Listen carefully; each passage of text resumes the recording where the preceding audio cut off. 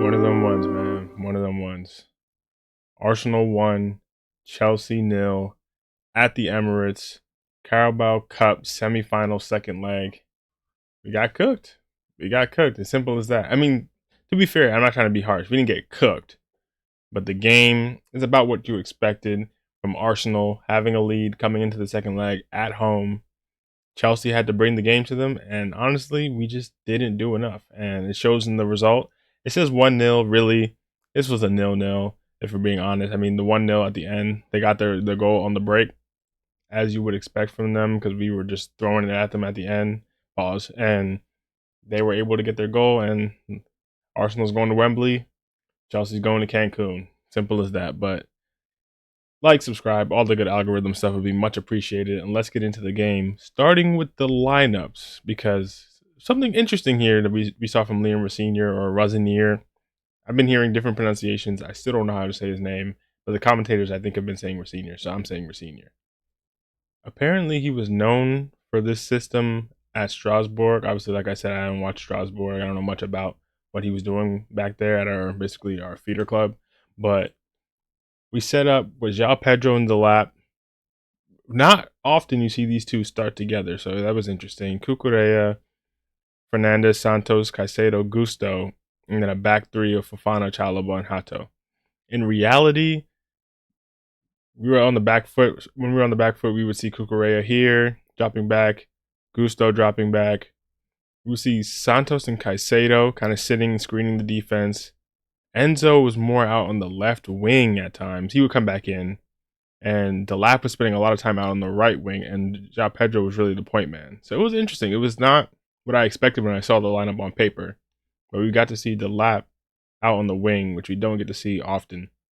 Enzo was like left wing / left 10-ish, and Gusto would come inside and kind of match Enzo on the right side, and Caicedo and Santos would be deeper.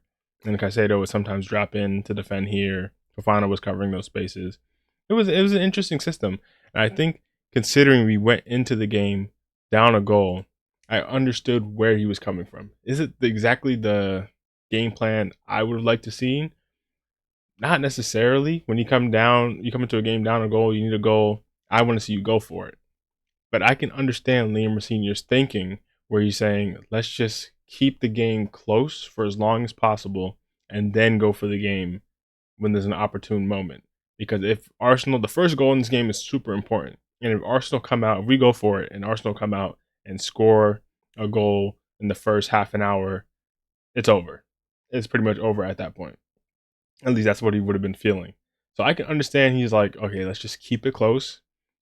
Give Arsenal some of the ball, see if what they're going to do with it. And we ended up having more possession. But for a lot of the game, it felt like they had the ball trying to break us down, which is interesting because we're actually better when we have less possession. And once again, you see a game where we have more possession, we lost the game. So not a bit unsurprising there, but I'm not too mad at the thought process behind it, just the execution. Because once you actually see it in practice, if you have a lineup with Pedro, Delap, Cucurella's getting forward, Fernandez getting forward, Gusto's getting forward, there's no real creativity here. Like, yes, Enzo can create a bit, but like not in the way you would want if there's limited numbers forward. Who's going to play that line splitting pass in behind? Like, it's just, there wasn't enough creativity there when we actually did get the ball. We had some chances here and there, but most of our shots were just pot shots over the bar. Enzo did not have his shooting boots on. He was just skying it. We had someone else had skied a shot too. I forget who it was. And from that point of view, the chances weren't great. First half, literally nothing happened. They don't even have anything in here first half events. The game was very cagey. From Arsenal too. Arsenal weren't great. If we're being honest, Arsenal weren't great. If you look at their lineup, I mean, to be fair to them, they didn't need to be. I mean, it was their game to just see out and go to Wembley.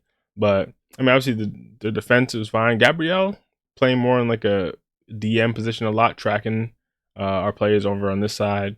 And Capier, he was solid, but he was foul spamming. I'm surprised he did not get a card. I don't understand how Arsenal didn't get a card this entire game. If you look at the fouls, I think we had the same amount of fouls in the game, but we ended up with 1, 2, 3 different yellow cards. I think Mikel Arteta got a yellow card, but they got not a single card that game, and they were spam fouling, tactical fouls, nothing from the ref.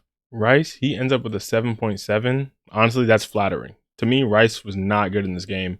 He was not really doing much. I think once Palmer comes on, estevao comes on, and we're trying to be a little more attacking, he gets involved a little bit more. And to be fair, I guess there's not much for him to do if we're not really pressing them. But to me, he was a lot of wayward passes, not really great on the ball.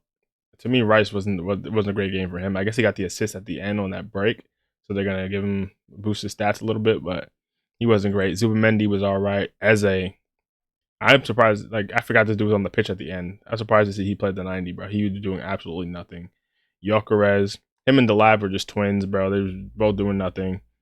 Martinelli, he was trying stuff, I guess, but not really effective. Madueke, as you expect, no end product. João Pedro, 6.1 is a bit harsh. His hold-up play, I don't know how Gyokeres has a better rating than him. His hold-up play was so much better. That seems a bit harsh, but overall, the performances were all right. If you want me to go down Chelsea side as well, I thought our defense was solid, nothing crazy, but they did well for most of the game. They saw a clean sheet almost until the end. Santos was cool. I mean, really, there's not much to say. We didn't really do much, honestly. Neither team really did much. So honestly, what is this match review? But eventually, Liam Delap gets a yellow card as expected. I mean, that's just like his middle name, Liam Yellow Card Delap. We bring on Palmer and estevao just to get some creativity. I think 60-minute mark, we've done enough to keep it close. Rosenior's like, okay, let's go win this game. And it just wasn't enough. Maybe it was too little, too late. At that point, Arsenal was settled. They were like, okay, we're just going to see the game out. But eventually they respond with some attacking options, which is kind of surprising at that point. But they didn't do much either. And the game just kind of is pretty cagey. We had a couple of free kicks. Nothing much to them. A lot of shenanigans. Arsenal fans throwing balls on the pitch. A lot of fouls. It was a really cagey game. I doesn't say it was a bad watch. It was entertaining in the chess match kind of way, but not much really happened. I don't know how there wasn't a card when estevao got fouled right outside the box. I mean, that was kind of crazy too, but we bring on Garnacho. I mean, we bring on Garnacho. You know how I feel about that. I mean, did absolutely nothing. If Garnacho, let's be real. Let's actually be real for a second as Chelsea fans. If you're a Chelsea fan watching this video, even if you're not a Chelsea fan, if you're an Arsenal fan, if you're a Man United fan, especially, you know better than most, or just any fan of any team watching this video, let's be real. If in 2026 you're down in a cup semifinal and you need a goal, and in the 76th minute you bring on, or 75th minute you bring on Alejandro Garnacho, I'm sorry to break it to you, you're not going to win that game. It is what it is. You're not going to win that game.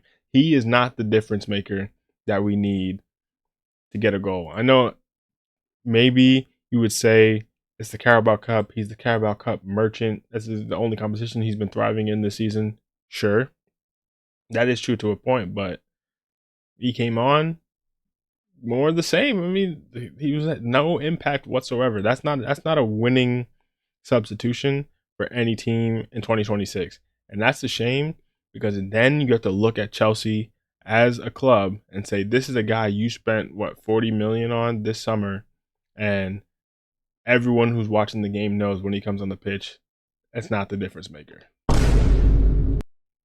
It's sad. And that's right there pretty much sums up Chelsea's transfer business under Blue Co, Clear Lake, whatever. But we bring on Achampong because Gusto, he was just attacking areas. He was not cutting it, honestly. Bro was flopping, whatever. Eze was flopping too. Just the game as a whole, disappointing in that sense. And eventually, at the end, we're throwing everything but the kitchen sink at them. We're going for it. Not a lot of quality. I mean, for some reason, we're still trying to penetrate down the middle when we should be at least crossing it in or something. They're blocking all our crosses. That's like all we have to try to get a goal at the end. It was really bad. And eventually, they get a break. The ref gives a little extra time because of the shenanigans with the fans and stuff, and the time wasting. Gives a little extra time, and that ends up being the dagger, where Arsenal get a break. They go on. Kai Havertz, of all people, scores the goal.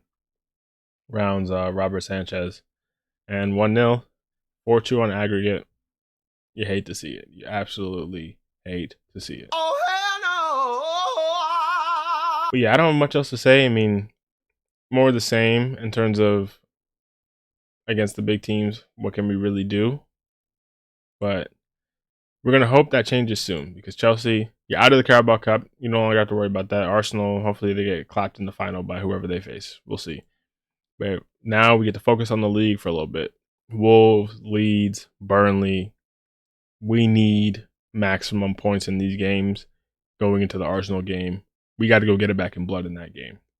Because in this Arsenal, Villa, Newcastle, spooky run. So these next 4 games, I need to see green, green, green, green, green, green. That's what I need to see. That's what I need to see.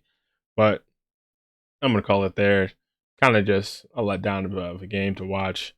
Really, despite the scoreline, I just sat there and watched it 0-0 in a cup semifinal. I mean, a little disappointing, but like, subscribe, all the good algorithm stuff would be much appreciated. Hopefully, we'll be back for the Wolves game on the weekend. Sorry, I just hit my mic. That's okay though, and I'll see you guys there. Peace.